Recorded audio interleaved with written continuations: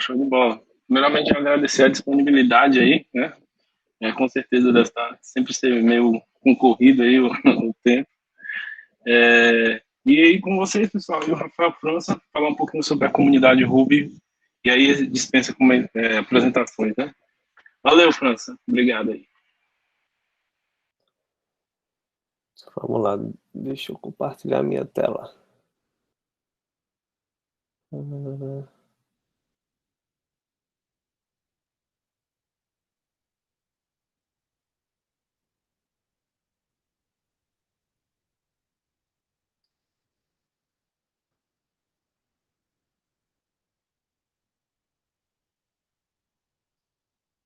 Não, essa.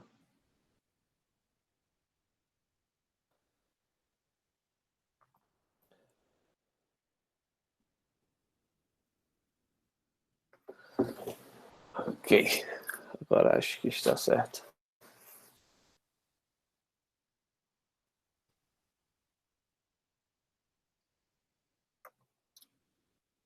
Ok, boa tarde, pessoal. Vou falar para vocês um pouco sobre o futuro da comunidade Ruby.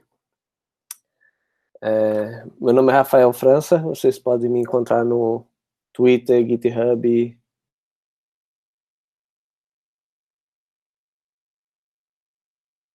grupos lá. Eu sou um membro do Rails Core Team desde 2012 e eu sou o gerente de engenharia do time de infraestrutura de Ruby e Rails no Shopify, que é uma plataforma de e-commerce. Então, o que seria o futuro da comunidade Ruby, né? Como qualquer coisa na nossa história, para você entender o futuro, você precisa primeiro entender qual é o seu passado, da onde você veio. Então, qual é o passado da linguagem Ruby, né? A linguagem Ruby foi criada por um japonês chamado Yokohiro Matsumoto, também conhecido como Mats. E o seu primeiro release foi em 1996. E o Mats criou essa linguagem apenas como hobby. Em 97, o Mads foi contratado para trabalhar integralmente na linguagem, e aí foi que a linguagem começou a ser levada mais a sério. Nesse ano, a linguagem começa a crescer no Japão.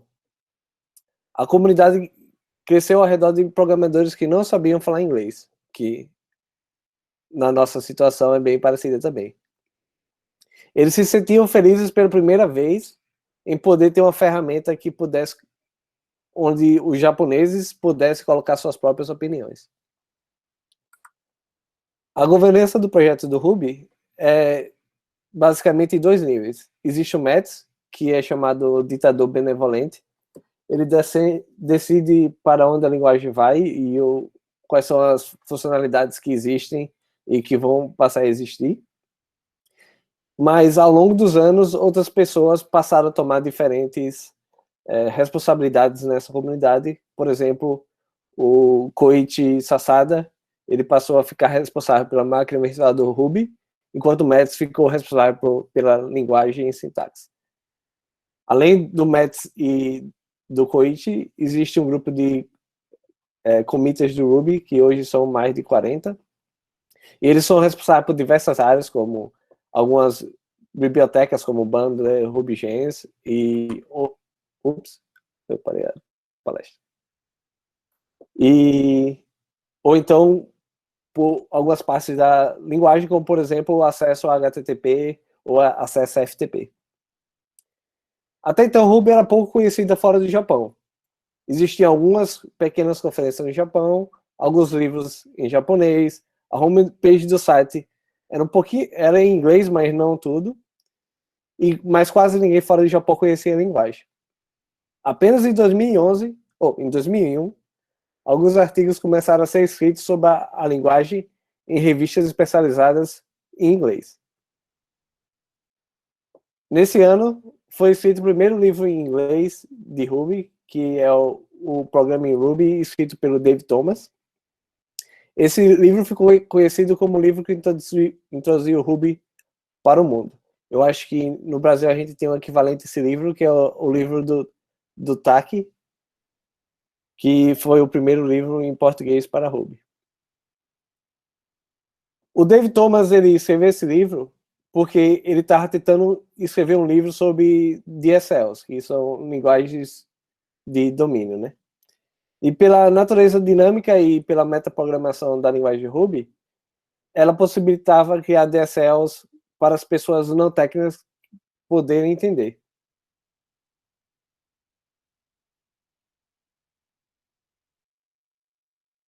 E aí ele decidiu para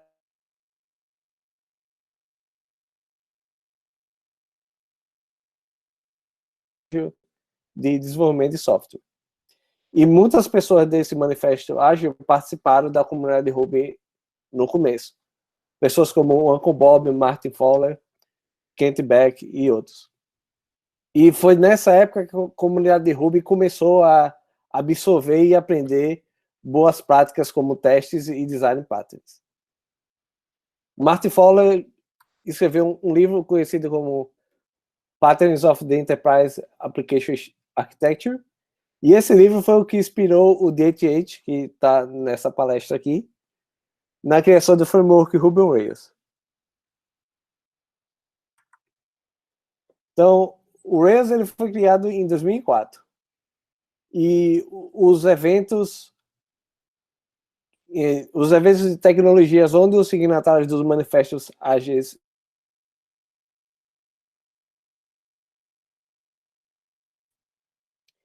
criar o Rails. E o Rails foi um framework extraído de uma aplicação real, diferente de vários outros frameworks que existiam na época, que eram criados por empresas de consultoria que queriam vender boas práticas.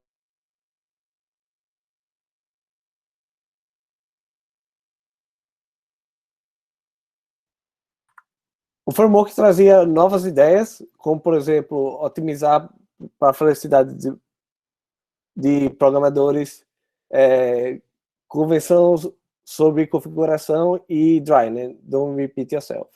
Então, a ideia do framework era que chega de configurar XML, chega de ter muitas configurações nas aplicações e que toda aplicação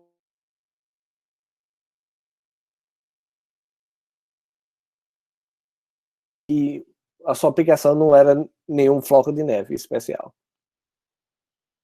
Então, esse é um trecho do blog post, ou, na verdade, do e-mail que lançou o Rails, a primeira versão do Rails, a 0.5.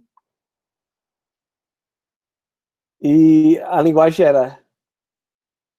e ele dizia que o Rails é tudo que você precisa para criar uma aplicação no mundo real, em menos linhas de códigos que outros frameworks e gastando menos tempo com configurações XML.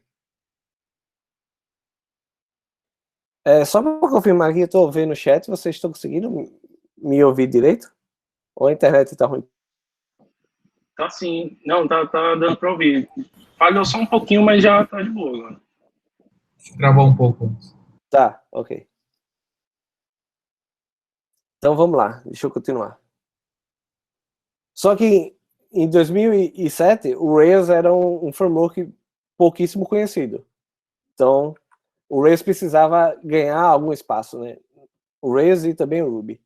Então, para ganhar esse espaço, o Rails teve um marketing muito agressivo. Ele fazia vídeos comparando com outros frameworks e linguagens, e ele meio que tinha um ar de superior. O Rails falava coisas como, você não escreve teste, então você não sabe o que é programar. É difícil de entender um projeto novo, então organize seu projeto em pastas. Você perde muito tempo escolhendo bibliotecas.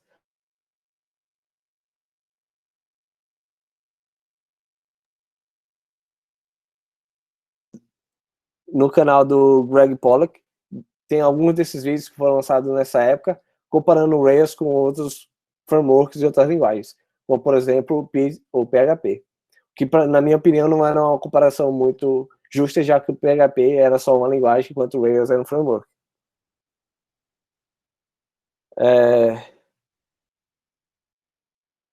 E naquela época o Rails ainda tinha pouca concorrência dentro da comunidade.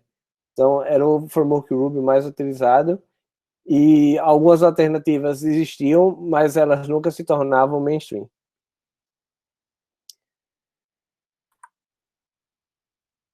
Logo após disso existiu um boom na comunidade, né? Boa parte da popularidade do Ruby estava atrelada ao framework Rails, e isso meio que criou alguns conflitos entre as pessoas que já trabalhavam com Ruby, mas não usavam o Rails. A governança do projeto do Ruby é um pouco diferente do Rails, é um pouco diferente da do Ruby. Cada membro do Rails Core Team tem a autonomia de decidir o que entra e o que não entra no framework, diferente no Ruby, onde só o mestre tem essa autonomia. E o jeito que o Rails Core Team usa para se organizar é que se alguém adicionar uma feature que outras pessoas discordam, essa pessoa reverte o pull request depois de mergeado. Um jeito que eu gosto de ver isso é que o DHH deixa as outras pessoas brincar com o brinquedo dele, mas o brinquedo ainda é dele. Em 2010, começou a surgir um framework em Ruby chamado Murb, que era uma alternativa ao Rails. A ideia do Murb era, diferente do Rails, é que você tinha um núcleo pequeno e um design mais modular, além de ficar agnóstico em relação a ORM e JavaScript. O Murb era um framework mais extensivo. Com a criação do Murb, começou a existir muito conflito e drama entre o Kotlin do Murb e o Kotlin do Rails. A comunidade do Rails estava sentindo agora o ataque que eles fizeram anos atrás em outras linguagens. Existe muito conflito nessa época e foi uma época muito difícil, eu acho, para a comunidade de Ruby, muito drama. Mas em 2008, o Rails, junto com o Murb, decidiram se juntar. Essa junção aconteceu porque os dois times perceberam que os objetivos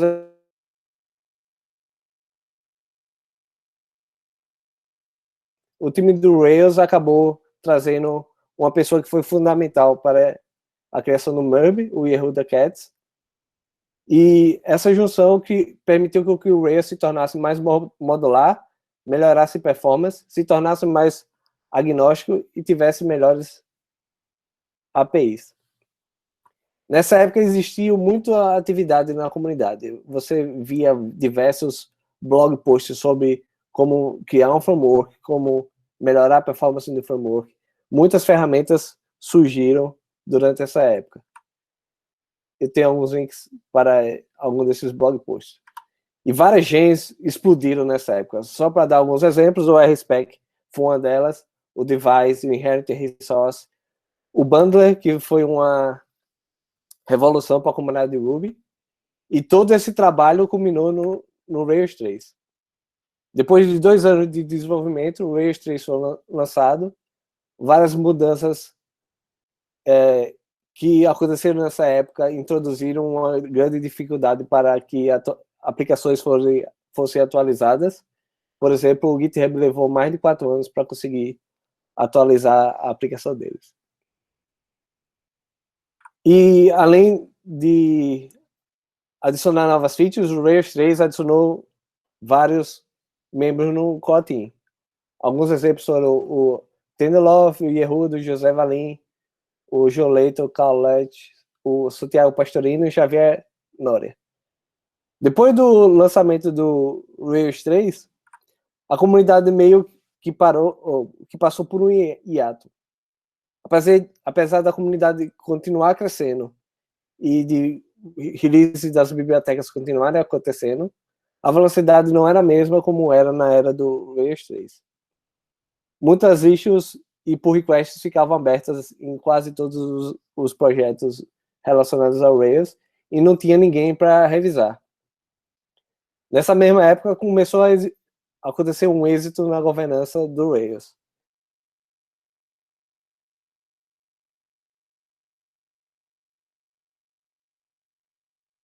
José Valim foi trabalhar no Elixir, e o restante do Rails Kotlin seguia suas vidas e não dava muita importância para o framework.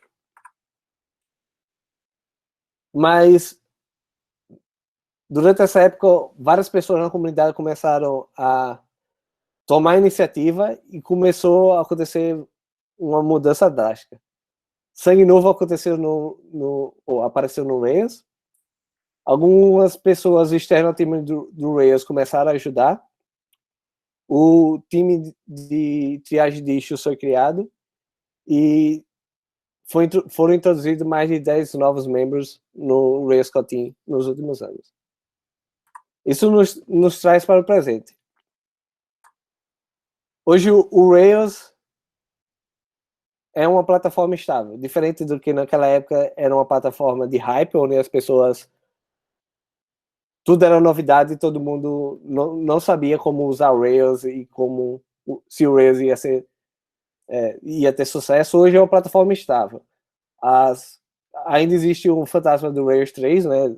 Na questão das pessoas ter que atualizar a aplicação e ter muito trabalho.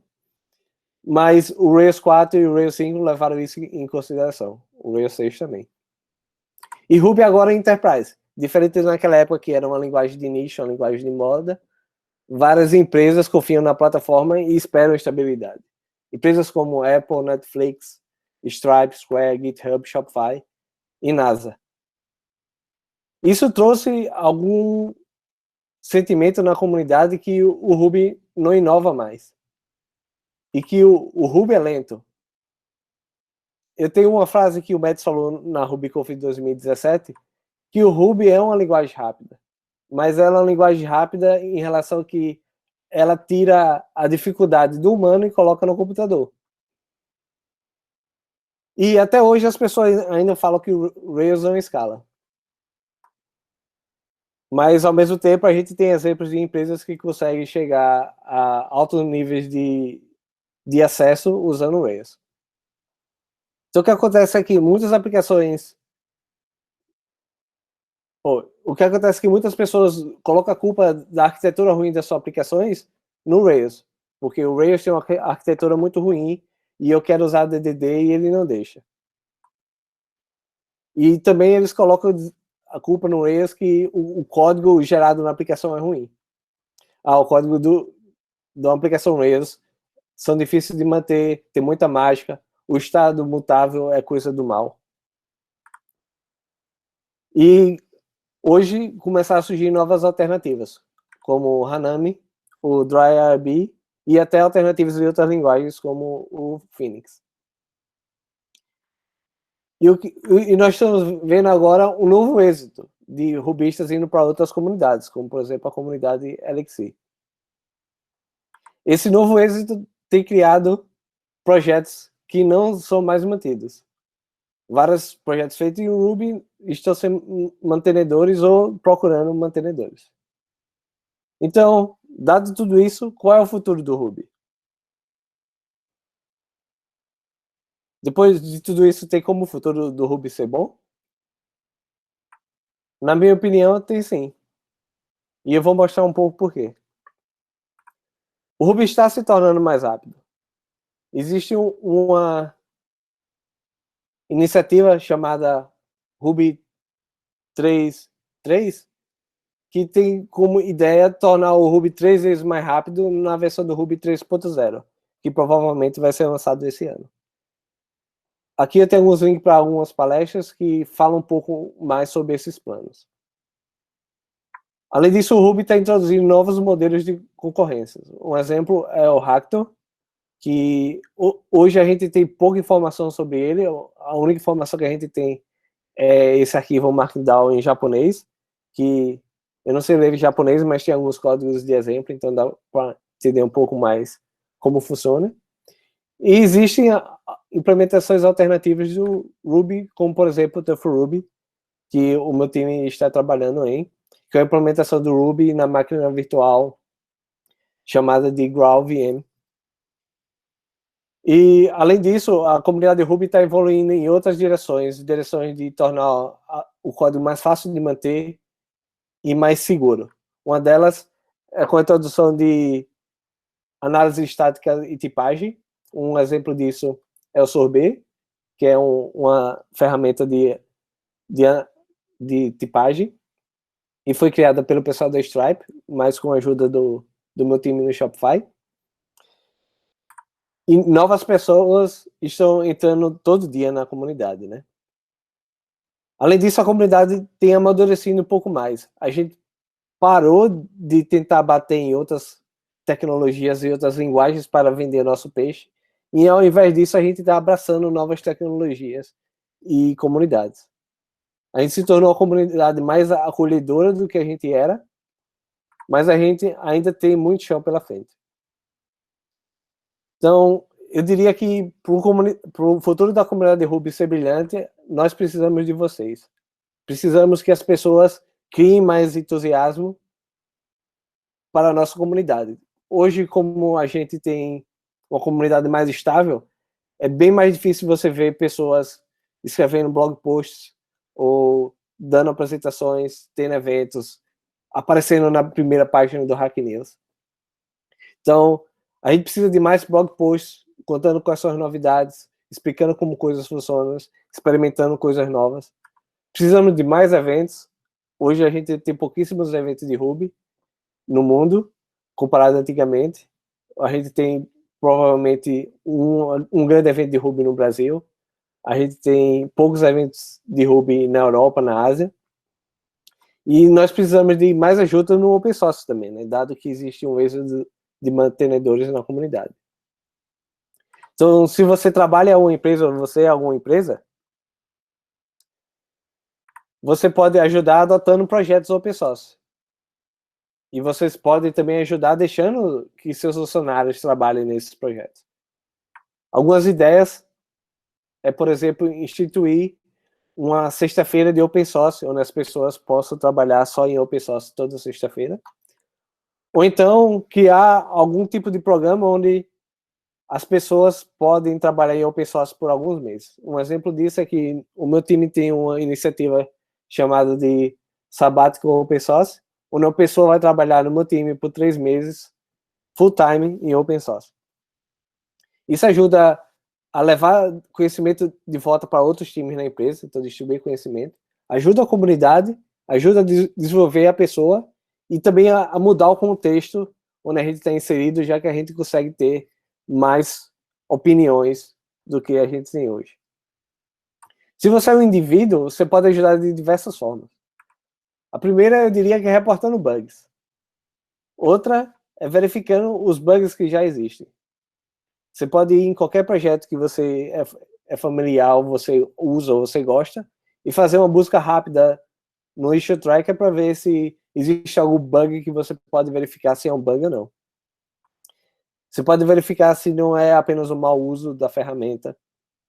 Você pode tentar explicar como reproduzir o bug.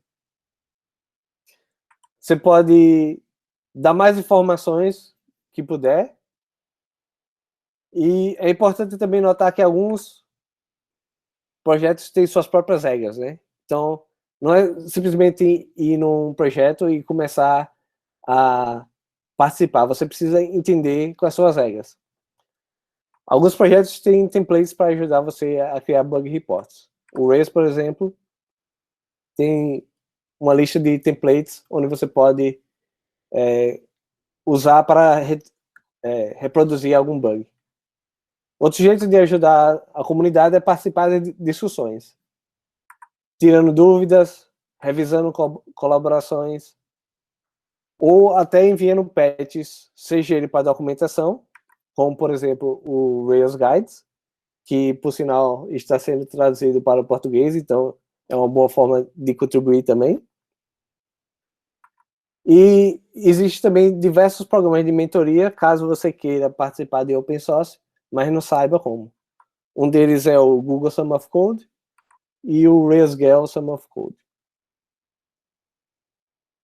Então, eu vou fazer aqui algumas chamadas para vocês. Por exemplo, escreva mais, participe mais de da comunidade, escrevendo blog posts, respondendo a bug reports, respondendo perguntas no Stack Overflow ou no Telegram. Acolham as pessoas e ajudem a comunidade a crescer. O futuro do Ruby é brilhante, mas ele depende de nós. Obrigado. Boa, parabéns. Muito bom, muito bom. Não tem as palmas online, né? Mas Tem sim, pô, liga o microfone aí, pessoal. Boa ideia. Vamos aqui para...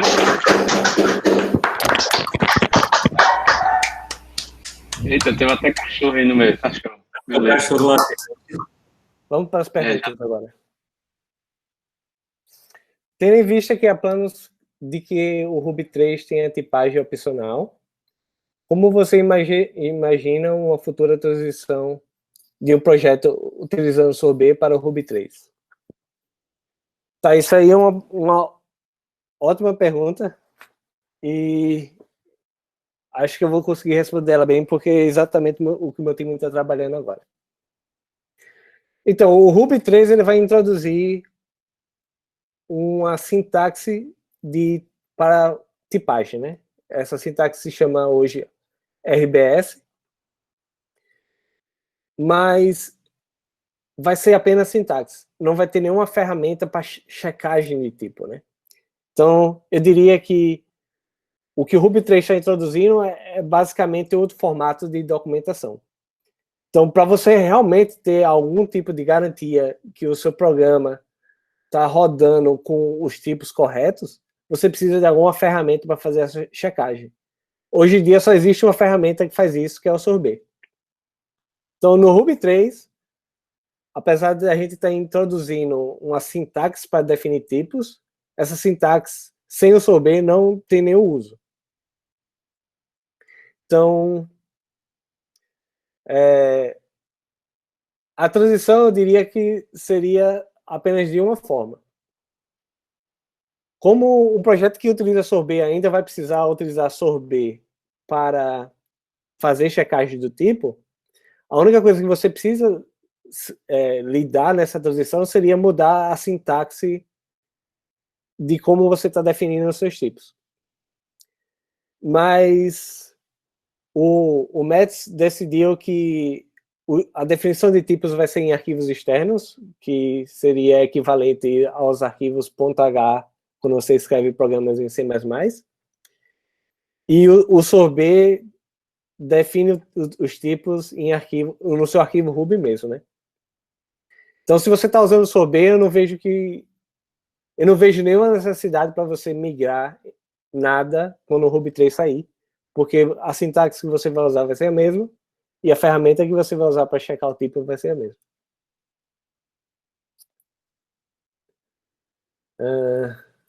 Vamos lá. Além de frameworks web, quais as outras aplicabilidades para a linguagem que você enxerga com os ganhos de performance? Tá.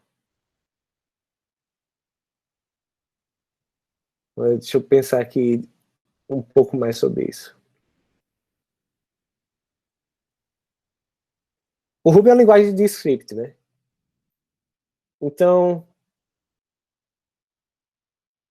apesar de ela poder ser usada para qualquer outra coisa, o maior uso da linguagem ainda é para o web. Eu acho que outras aplicabilidades para a linguagem poderia ser, de alguma forma, aplicações... esqueci a palavra em português para isso, mas eu acho que é embedada, não sei. Embutida, não lembro mais. Mas, embarcada, exato. Obrigado. Aplicações embarcadas e outro tipo de aplicação seria para análise de dados, mas eu acho que para esses dois usos a performance não é o que torna o Ruby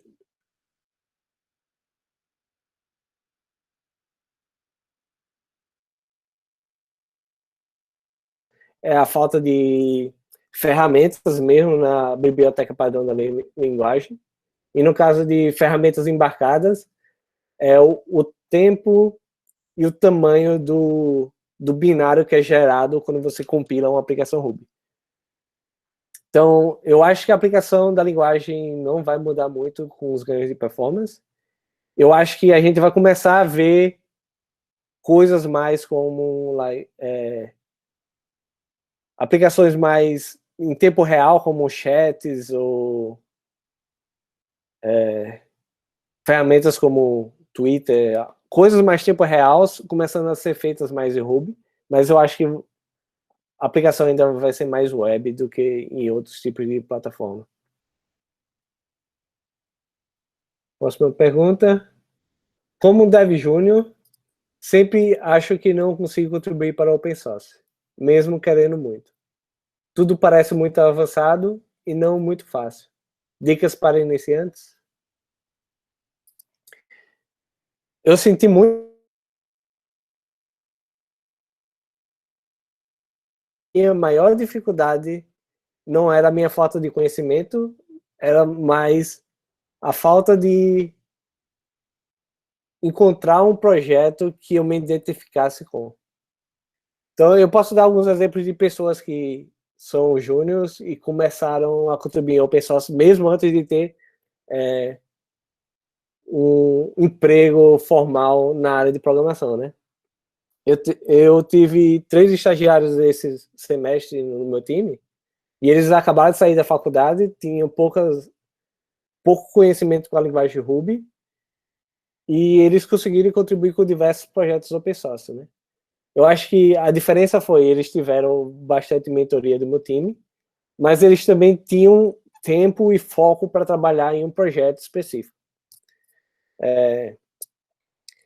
No meu caso, quando eu comecei, eu tentava contribuir para tudo que você imaginasse. Era Linux, era biblioteca como um KDE do Linux, fórum PHP, e no final eu nunca conseguia contribuir, não porque eu não tinha conhecimento, mas porque eu não conseguia nem entender como aquele software funcionava.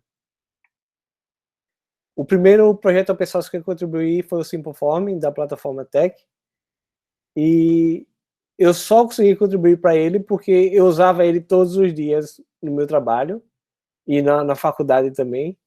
Então eu sabia exatamente como ele devia funcionar. Então acho que essa é a minha primeira dica. Ache algum projeto que você usa todos os dias e você entende muito bem, e esse talvez seja o projeto que você vai ter mais facilidade em contribuir. Se mesmo assim você achar muito difícil ou avançado, procure pessoas que já contribuem com o projeto, manda um e-mail, um tweet, uma mensagem em algum lugar e pergunta se elas têm interesse em lhe ajudar a contribuir. Próxima pergunta. Você convidou o DHH ou era algum troll? Eu acho que era algum troll, porque ele tá tweetando muito aqui, ele tá conversando muito no Basecamp, então eu acho que ele não tá prestando atenção na nossa palestra aqui, não.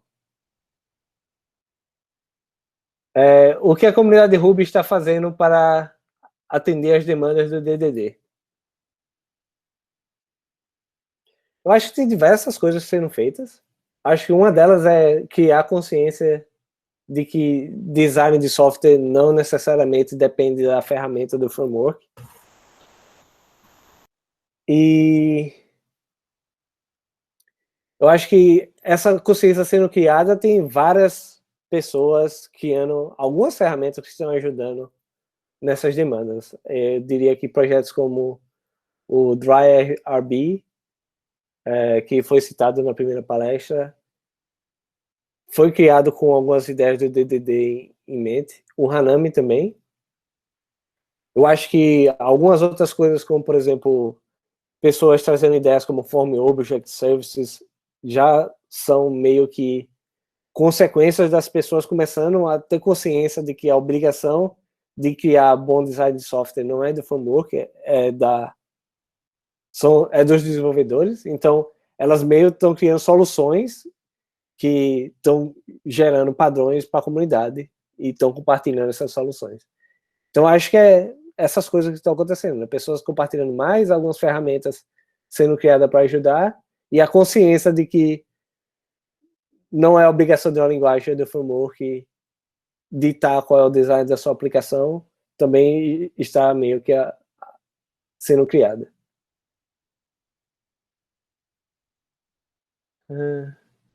Você acredita que existe alguma divisão na comunidade de Ruby quanto à adesão a frameworks no Rails? Eu não entendi muito bem essa pergunta. Alguém pode explicar? Eu acho que é relacionado a aderir Rails e a outros frameworks usando Ruby que não sejam Rails. Ah, tá. E a mesma coisa também. Faz sentido, eu acho que é isso mesmo. Se existe divisão, eu acho que existe sim. E eu acho que essa divisão é um pouco saudável. É saudável em relação a que ela incentiva mais criatividade e mais ideias novas. Dá liberdade às pessoas para tentarem coisas novas. E eu digo que essa divisão existe porque é simplesmente, na minha opinião, por uma questão de controle, né? O Rails é um framework bem centralizado e controlado. Então é bem difícil para você chegar e dizer, olha, eu gosto de criar aplicações Ruby usando o RSpec e por isso o Rails deveria usar o RSpec também. O Kotlin do Rails é bem opinionado, então é bem difícil você influenciar algumas ideias ou introduzir novas ideias que sejam contra as ideias que já existem no Rails. Então, por isso eu acho que essa divisão é saudável, porque as pessoas conseguem ter alternativas, as pessoas conseguem criar soluções melhores que podem possivelmente influenciar outros projetos no futuro.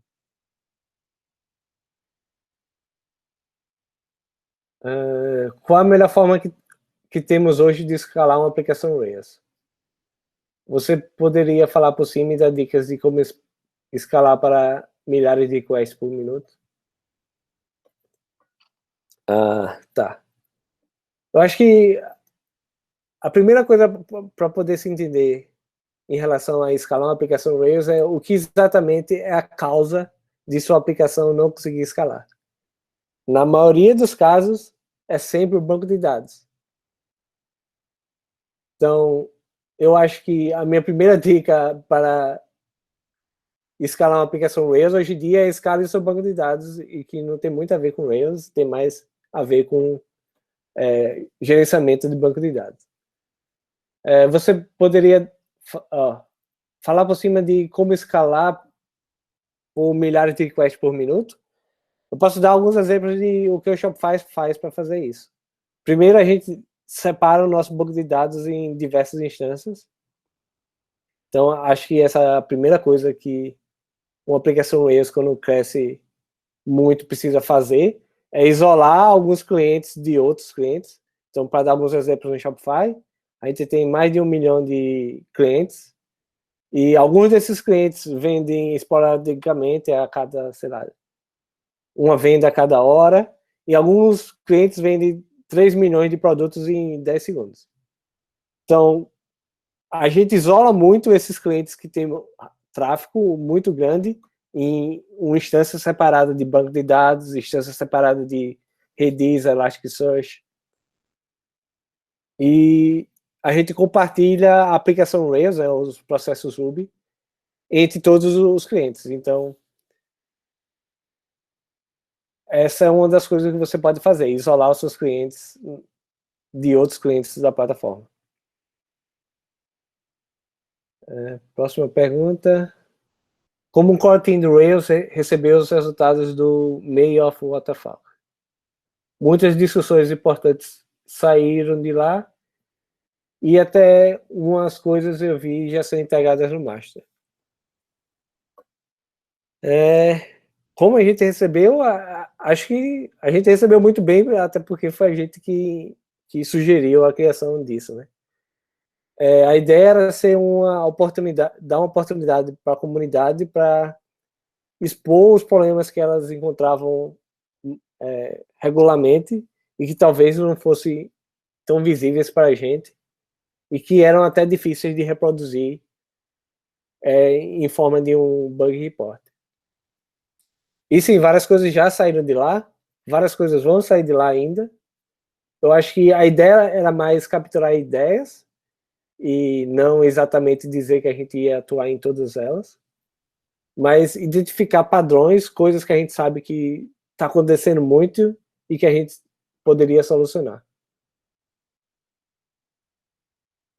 Porque o Mets optou por criar algo do tipo .h. Já trabalhei com Objective-C e não achava muito bom. O motivo por que ele optou por isso é que ele acredita que as linguagens de programações vão evoluir muito nos próximos anos, a ponto de que inferências de tipo baseada apenas no código, sem você precisar fazer nenhum tipo de anotação, né, dizer que tipo uma variável vai ser possível de uma forma rápida. Então ele não queria introduzir uma nova sintaxe dentro dos arquivos Ruby, que daqui a 10 anos as pessoas iam ter que remover, porque a linguagem agora já era esperta o suficiente para entender qual era o tipo de uma variável que o método estava retornando. Então, esse foi o motivo que ele escolheu. Eu concordo que não é o melhor motivo e é por isso que a gente está trabalhando no sorbet, que eu acredito ser que adicionar tipos junto ao código tem mais vantagem do que no arquivo separado.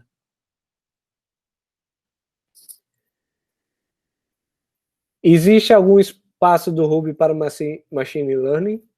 Ou já é meio tarde para brigar contra o Python R? Eu diria que existe espaço sim, principalmente se você já está trabalhando com Ruby na sua empresa e não quer introduzir uma nova linguagem na sua stack. Mas, como eu falei relacionado à análise de dados, é a mesma coisa com Machine Learning. O ferramental de outras linguagens é bem melhor do que o de Ruby. Então, é bem difícil se você tem a possibilidade de usar Python, dizer, vou usar Ruby porque tipo, não tem nenhum motivo para você usar Ruby se você consegue usar Python. O ferramental é bem melhor. Se a gente vai evoluir esse ferramental, tem alguns projetos tentando evoluir esse ferramental. Eu não sei onde esses projetos vão dar. Um deles é o SciRuby, de Science Ruby, e eles estão criando várias ferramentas de análise de dados em Ruby. E o outro projeto, eu esqueci o nome agora, mas ele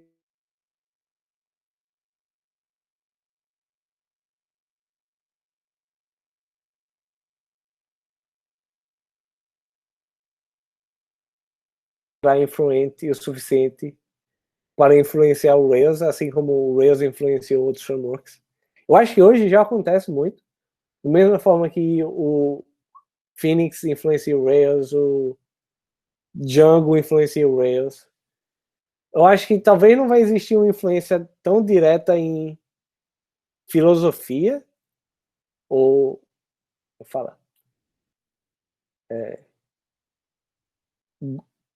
propósito do framework, já que o Rails tem um propósito bem claro, que é ser fácil de usar e ter bem mais convenções do que configurações. O caso do Hanami, por exemplo, ele tem bem mais configurações do que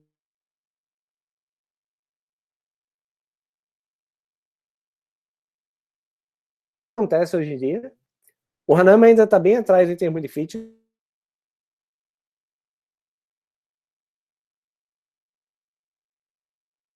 Fazer background jobs, você tem que usar alguma ferramenta como Sidekick e outras. Mas para mim, acho que o Sinatra influenciou o Rails de alguma forma no passado. O Hanami já influenciou o Rails, o Phoenix influenciou o Rails. Acho que a gente só tem a ganhar com alternativas. E sim, eu acho que o Hanami vai influenciar o Rails no futuro também. Rafael, você sinaliza aí seu tempo, tá? O pessoal tá empolgado com as perguntas, mas se o tempo tiver corrido aí, você fala. Já colocaram aqui a última pergunta, mas ok. Eu tô ok com o tema, não tenho outra coisa para fazer, não. Assim como acontece com Node, Deno e Ruby Crystal, você acha que essas comunidades e interesses deveriam ser mantidos segmentados ou juntar esforços? Eu acho que os interesses não precisam se manter segmentados. Eu acho que existe vantagem em a gente se influenciar com outras comunidades e outras linguagens, frameworks e outras ideias. Mas eu não acho que os esforços deveriam ser juntados. Eu não acho, por exemplo, que a gente deveria parar de desenvolver o Crystal e as pessoas que desenvolvem o Crystal trabalhar no Ruby. Eu acho que são hoje duas linguagens diferentes, são dois grupos de pessoas diferentes, eles têm objetivos diferentes e eu acho que enquanto um pode influenciar o outro, eu não acho que a gente deveria estar juntando esforço nesse momento. Da mesma forma que, por exemplo, a gente pode pegar times que desenvolvem o Ruby do Mets, e tem pessoas que trabalham no JRuby e no Trophy Ruby. Eu não acho que a gente deveria dizer vamos parar de implementar Ruby em outras máquinas virtuais e trabalhar todo mundo na implementação do Mets, porque assim é melhor. Eu posso dar como exemplo o Shopify, que o meu time hoje trabalha nos dois projetos. A gente tem o Tenderlove trabalhando no C-Ruby e a gente tem o Chris Hitter trabalhando no Trophy Ruby. E a ideia da empresa é que, apesar que a gente só usa o C-Ruby, é que o Trophy Ruby pode influenciar o C-Ruby de diversas maneiras e a gente pode ter alternativas de, por exemplo, utilizar uma biblioteca que só existe em Java, usando a linguagem Ruby, se a gente utilizar o Trophy Ruby como o runtime.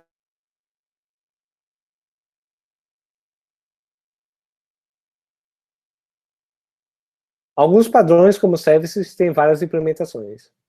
Você pensa em incorporar no Rails esses padrões e torná-los oficiais, como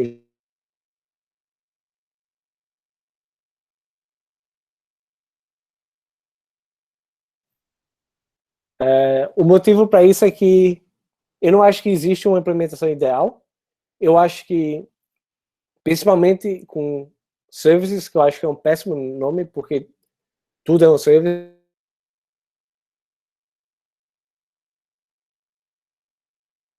A aplicação pode ser um service, uma chamada de API pode ser um service, várias coisas podem ser um service. Mas a gente não quer incorporar isso como padrões oficiais, porque eles dizem muito, ou eles têm muita relação.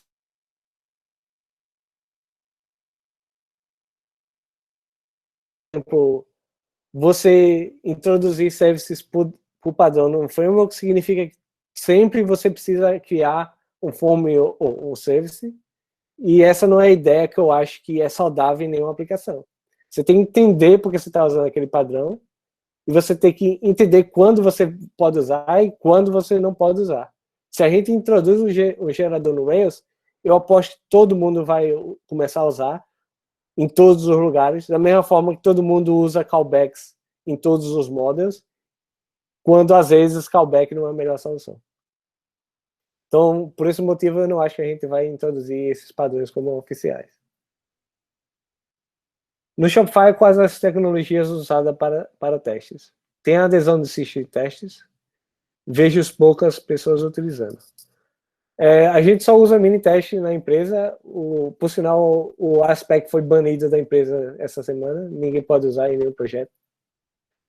O motivo para isso é que a gente tem muito ferramental em cima do mini teste, que a gente teria que desenvolver também no Aspect para as suítes de testes e aplicações diferentes chegar ao mesmo nível da nossa aplicação principal. Existe sim.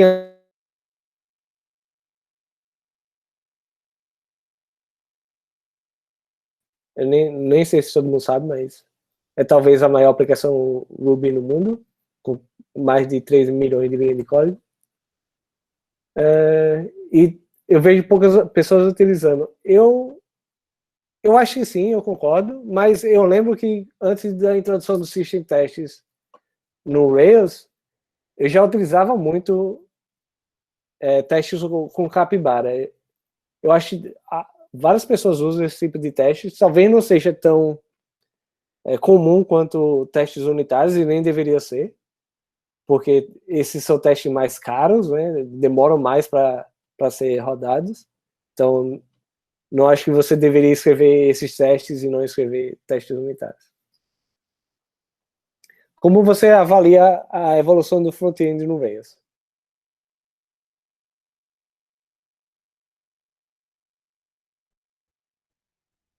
Então, eu acho que aliás, eu não tenho nenhuma opinião para dar, porque eu nem sei o que é que o mundo front-end está fazendo hoje em dia. E isso talvez signifique que a evolução do Rails não está tão bom como deveria, né? Se você pudesse recriar o Rails em outra linguagem, qual seria?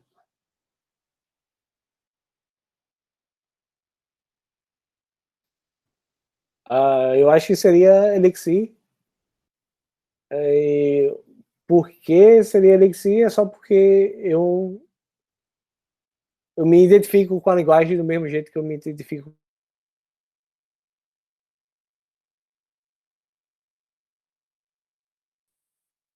Acho que acabaram as perguntas.